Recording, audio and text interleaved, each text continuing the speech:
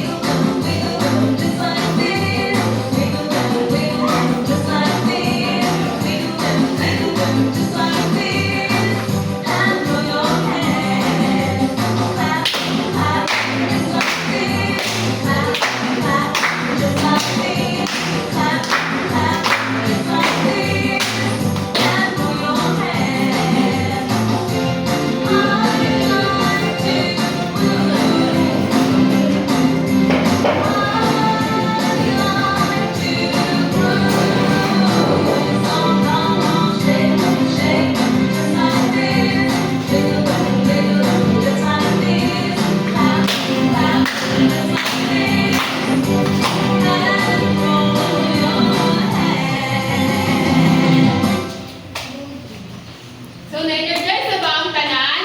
Yes, Teacher. So, before ko mag-start sa ang discussion, kay naasa ko'y rules. So first, kay raise your hands.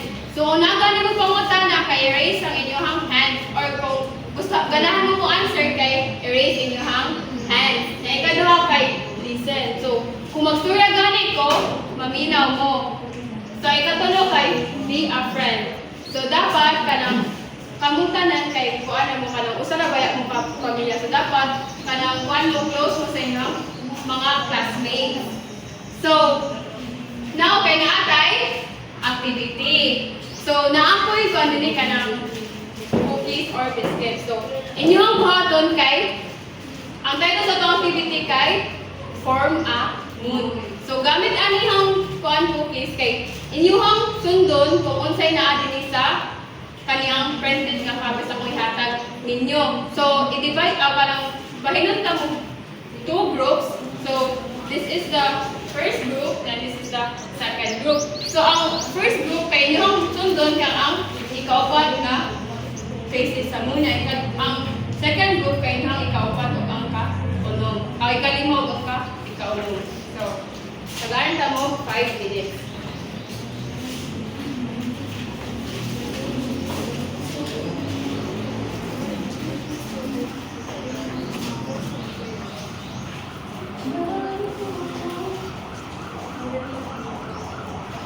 Dapat magpinibangay mo kang duha ha.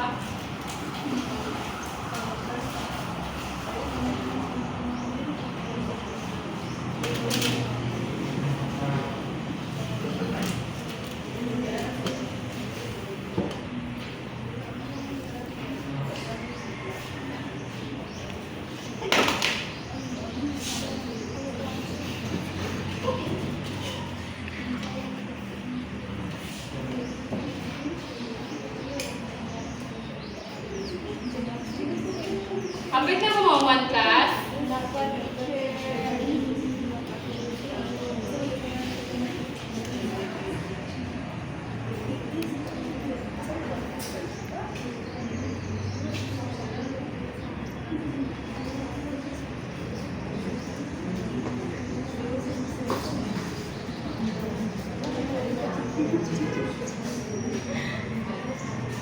teacher ang ginikaon.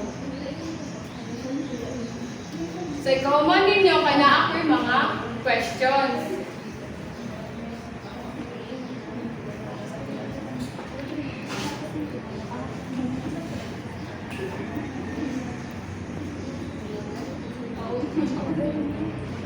So, hapit na mo one class.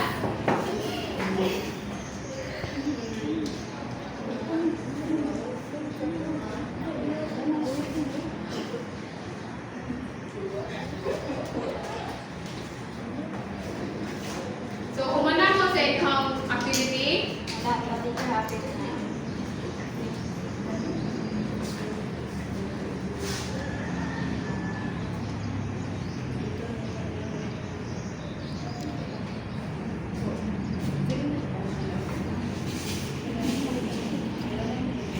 Mana mo class? Maganan, teacher. So, nakoy tulong ka pangutana.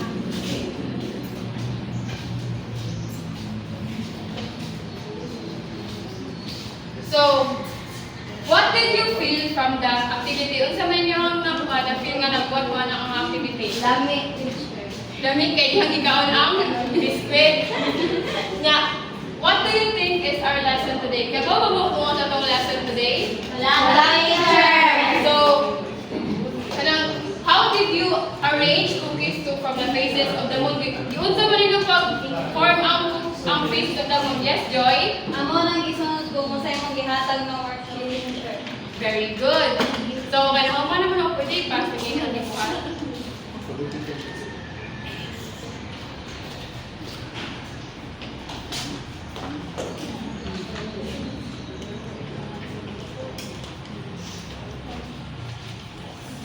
So, karon kay naa sa tay bago nga activity. So, ang kaning activity kay gitawag og moon model using a clay. So, maghatag ko ninyo og clay. Nya inyo hajapong kanang sundon ang katong gipabuhat na ako ganihan ninyo. So, mo lang dapon kanang by pair. So, mo ring group 1 ang mo sa ang group 2. Kaya dapon ang kuha na ang mechanics sa kato. Isang iwan, pero naa siya instruction. So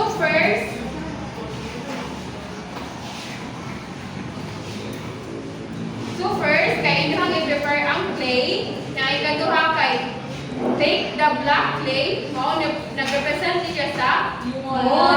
Na inyong siyang i-roll into a bone, kanang circle. Sunod kay this will be used to create all the moon faces. So, inyong mapirma ang kuhan kay tagupat-upat kung magawa mo sa faces sa moon. Na ikatulo kay prepare the gray and white to highlight the shadow parts of the moon for face.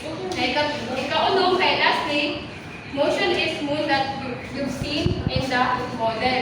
So, tagaan na po muna ko ka ng printed na copy para sa inyo ha, pagporma sa faces sa moon.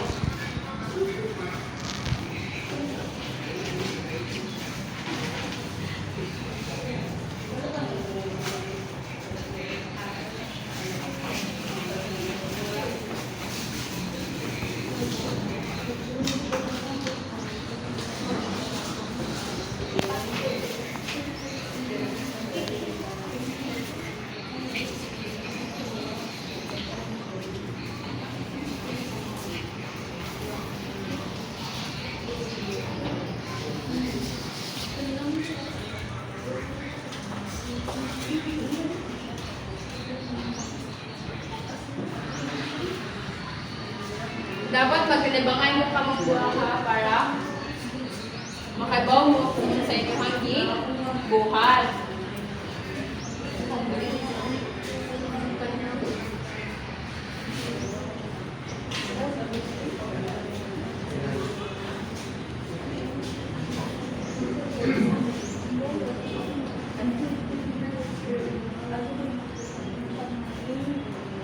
So, pila naman kabuk inyo ang mga moon? Dapat, teacher.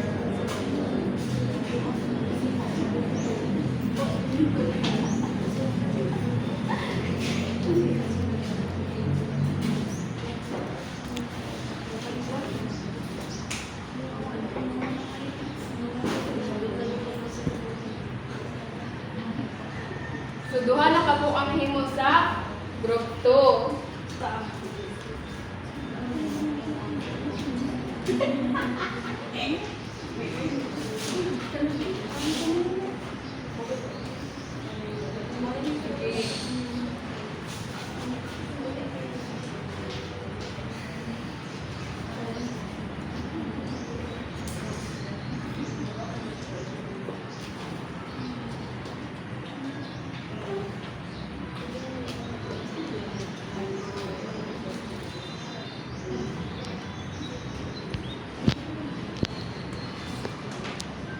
Kapit na mo man class. Highlight na namin.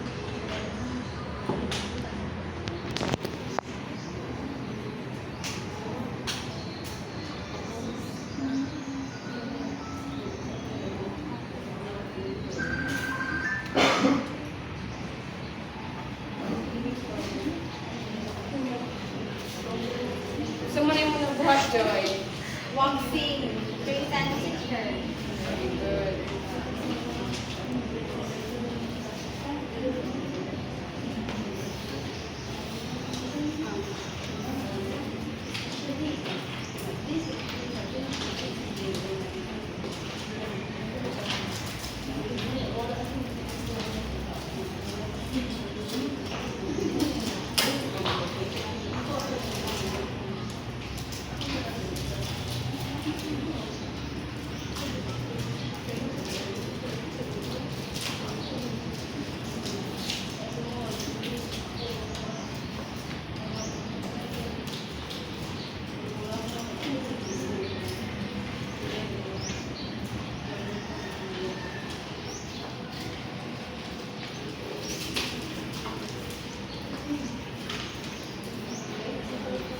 So, hapit na mo man class. Kapit na teacher. Hapit na rin mo man. So, nananamoy 2 minutes para pakita kung sa inyo hang na-forma. Kung nasunod ba ninyo ang mga ipanghatag na ako nga copy sa Faces of the Moon.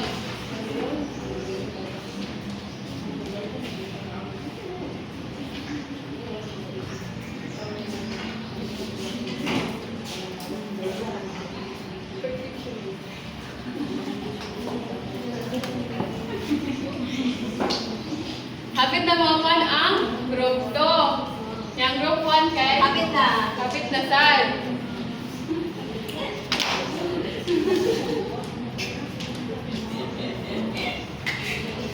So human na ang group 1. So ang group 2 wato sa nato ang group 2.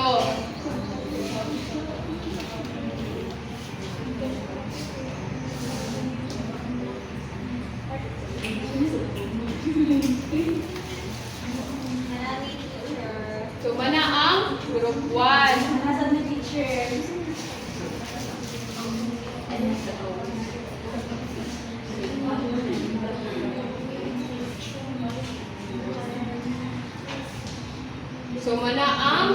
So mana mo tanan no. So karon kanang kay ba na mo kung sa ka ato ang topic karon? Yes, teacher. So unsa man ka ato ang topic for today? About siya sa moon, teacher. So kanang ang moon kay pareha na siya og magic trick kanang more siya illusion as well. But the moon doesn't emit light itself. So ang kanang moon kay dili siya makita kung walay sunlight nga mo reflect sa iyang lunar surface. But ang sunlight sa kay mo siya nag-present sa transformation sa new moon to the full moon. So mo siya gitawag siya og phases of the moon. So naa siya 8 ka phases sa moon. So actually the moon revolves around the earth at a fixed orbit, and the moon doesn't have a light. So if the moon is exactly in the middle of the earth and the sun, this is invisible in the night sky. So ang moon kay makita siya ika gabi. So but if ang moon kay nag-revolve siya sa earth niya, wala siya makuha nga sunlight kay dili siya makita. So mo ni siya ang first phases sa moon nga gitawag og new moon.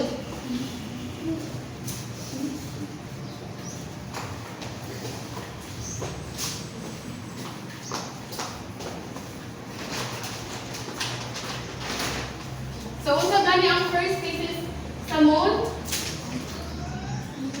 New moon. Dili sad makita ang new moon kay kanang dark side raman sa moon ang makita na dili siya makuanan sa di sad siya kanang on point sa sun.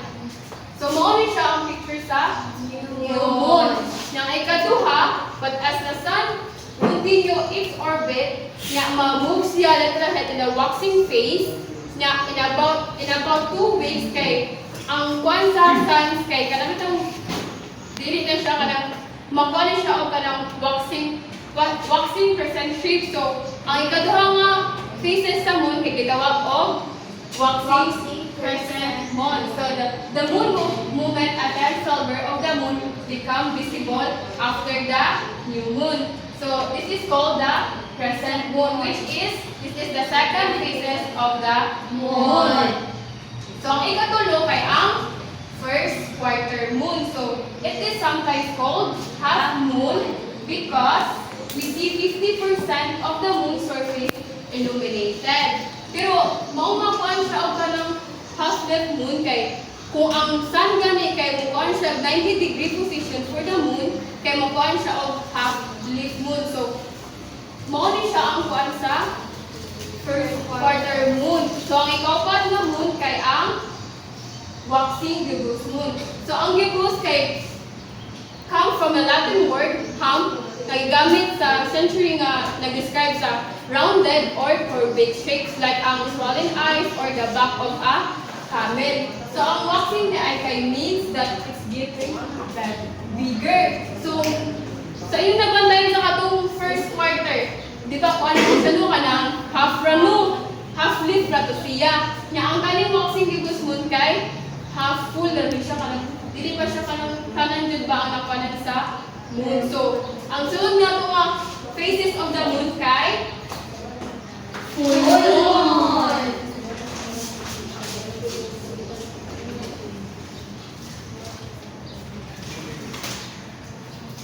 So ang full moon kay is this the brightest because the part of the moon that is illuminated is facing our planet, and it is also called full moon because we see a full round circle. So unsa na ba din sa full moon kanang kuan na kay siya no kanang hayag na kay siya no kay tungod kay ang kuan sa kanang ang kuan sa sun kay nag-reflect na siya paduol sa moon. Nang ikakuan nga ikaunong nga phases sa moon kay ang waning gibbous moon. So in which we see the moon when it looks like a little less than a whole circle. So ang kaning waning gibbous moon kay mao ni siya. Di ba na full moon kay nakuha naman siya no kanang full na makita na siya no na ang waning gibbous moon kay kanang gamay na sa pero kuha ni siya kanang pero ang sunlight reflective on it kay kanang di-decrease bitaw siya. Kay pag-abot din sa full moon kay kuan pa man siya ni hayag pa man ang sunlight nga ni-reflect sa full moon. Pero ig-abot din kay ang sunlight sa waning gibbous moon kay na decrease siya. So from full moon kay mobalik siya sa into a invisible new moon. So ang ikapito nga phases of the earth kay ang third quarter. So ang the third quarter moon is opposite half of the moon is illuminated compared to the first quarter moon. So di ba ang katuloy nga phases sa moon kay paano to no naman to yung first quarter no. So bali siya sa kanang third quarter moon. So ang bali first quarter moon kay 50% man no. Nya ang kanisang kuan ang third quarter moon kay kuan niya sa kanang balihan ang sila kakalit sa kaatbangas nga no sa first relation nila para sa half-lit illuminated surface of the moon. So ang walo nga phases sa moon kay ang waning crescent. So ang waning crescent kay is a sign that a new lunar cycle will occur. It is also to the last phases of the moon. So ang waning crescent moon ay kay kuan siya kanang ang moon niya kay mubalik na siya into bali siya sa kaning waxing crescent. So ang waxing crescent kay kanang kuan sino kanang bali ang pagpamilistoyo niya ang kanin sa try nasa. So ang kuan ay kanang Unsa gani ang 8 phases sa moon? New moon, crescent moon, first quarter moon, waxing gibbous moon, full moon, waning gibbous moon, third quarter moon, and waning crescent moon. So para makakuha ninyo, ang waxing di ay kay kuha niya siya kanang bigger niya. Ang waning crescent kay kanang smaller na siya. So nakasagot na mo sa to ang discussion. Yes, teacher. So karon kay naatay activity.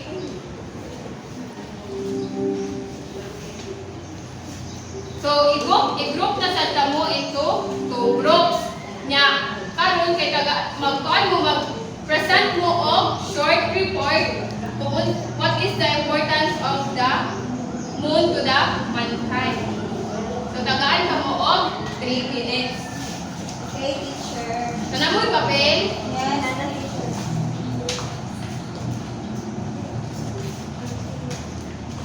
So na-ako'y criteria para sa inyong short reports. So creativity, 10 points. So sa inyong cooperation, 10 points. Na sa inyong presentation, kay 10 points.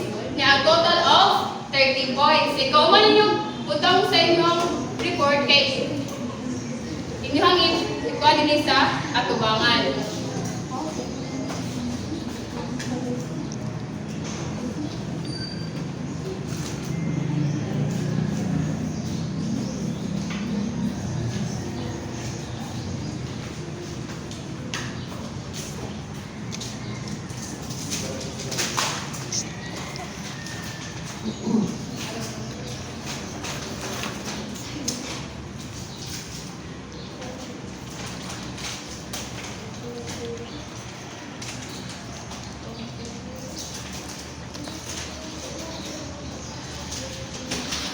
Ipon ha. One class. Balik. Kapit ng one class. Wala pa, teacher.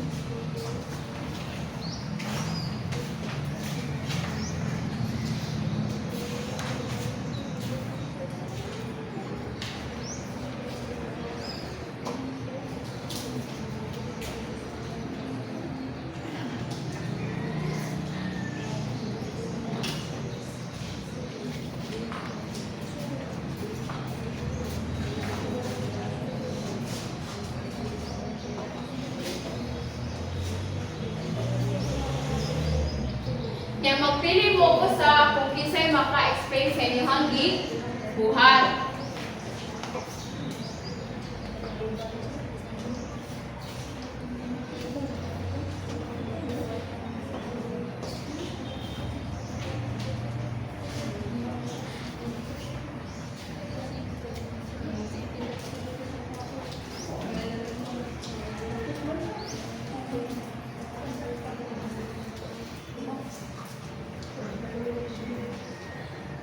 Unsa ganito ang phases of the moon?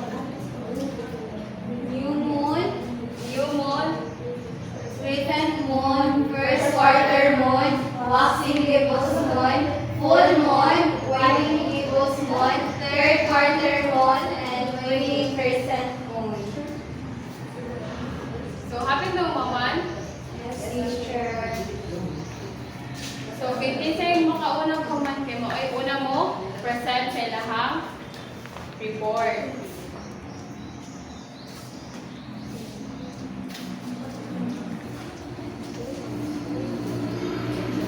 So manaman mo tanan. So kinsay ilahan ninyo mo una og present sa ilahang short report.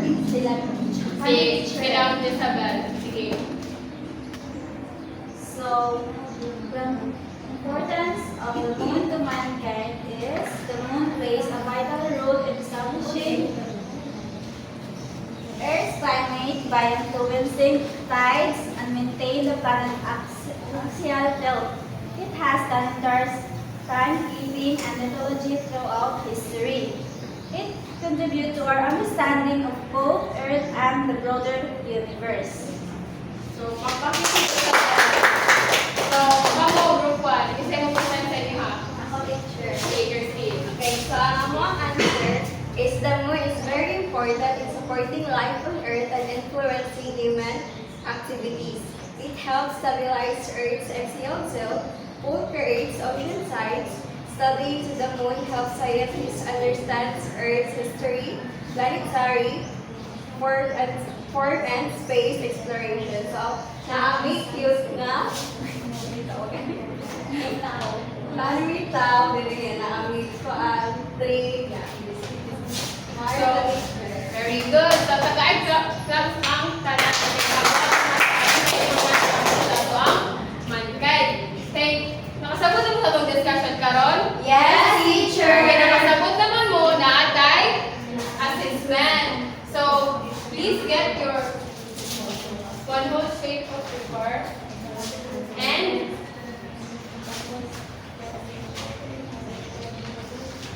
so, can you please read the direction? Identify the difference of the moon. Match the items in column A with the items in column B. Write the letter of the correct answer on the space provided. So, pwede ra ka ng kanina inyong swato ng kaning full moon, ang new moon, ang first quarter moon. Pwede ra din yung swato mo lang sa mo open side. Answer niya A, B, C, D, E, F, G, A, F. Tatagaran ka mo og 3 minutes.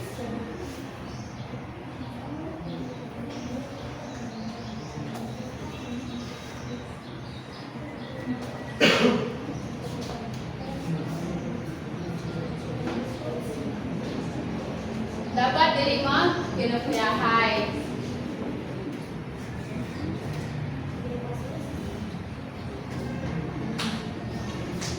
Nga ato ang i-check ko sakto ba yung mga answer.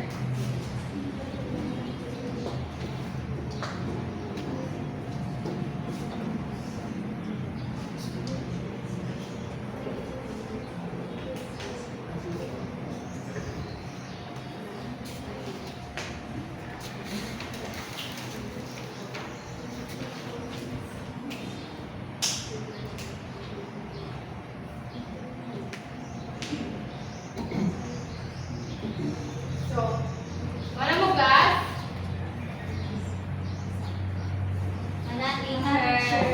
So, ato ang i-check ko sakto ba yung mga answer. So, kasi ganhan mo answer sa number 1. So, asa ka ang definition din sa full moon? So, yes, Joy? Letter C, teacher, is the brightest because the part of the moon that is illuminated is facing our planet. So, check. So, di ba ang full moon kay Juan Magduno ka ng pinaka-brightest yan mo among all the phases of the moon. So, ang ikaduha, kasi man sa new moon. Yes, Isabel? Ang answer, teacher, kay letter F will not normally be seen from Earth since the dark side of the moon faces planet at this point. So, ang new moon kay Juan siya, dili siya makita kay baguhay pa man siya niya. Kanang ang Juan siya niya, ang earth surface niya kay kanang wala pa na siya nakaget of sunlight. Di ba kay ang moon kay ang sunlight kay mo may nakagive of light sa moon. So, ikatulo, kisay ganahan mo answer sa first quarter moon. Yes, Christine? Letter A, teacher, sometimes called a half moon. So, ang first quarter moon kay makuan siya, makita siya into kanang half ra siya kanang katunga sa moon. Na ikaw pat kay kisigan mo answer sa winning crescent moon. Yes, Eunice? Letter A, teacher, sign that a new lunar cycle will occur. Very good. Di ba ang waxing because moon kay kanang kuan man siya no kanang di ba mo dako naman siya kay kuan naman kanang nagkuan siya og kanang 90-degree position sa earth surface. Nya kasi mo gahang answer sa ika 5. Yes, sige. Yes, Joy. B means getting bigger. So, makuha siya kanang ang waxing cubes kay kuan na siya kanang bali ang 4 day kay kagong smaller niya ang kaning waxing na kay ang bigger. So kay nakasabot na mo sa topic karon? Yes, teacher. So before we end our discussion kay na-upload pa ko tayo. So what are the 8 phases of the moon gani? New moon, crescent moon, first quarter moon, waxing gibbous moon, full moon, waning gibbous moon, third quarter moon, and waning crescent moon. So kung sa gani nga moon ang kanang brightest all among the phases of the moon? Full moon. So in other words, the different phases of the moon represent the phases of our life, just like it changes phases in the sky.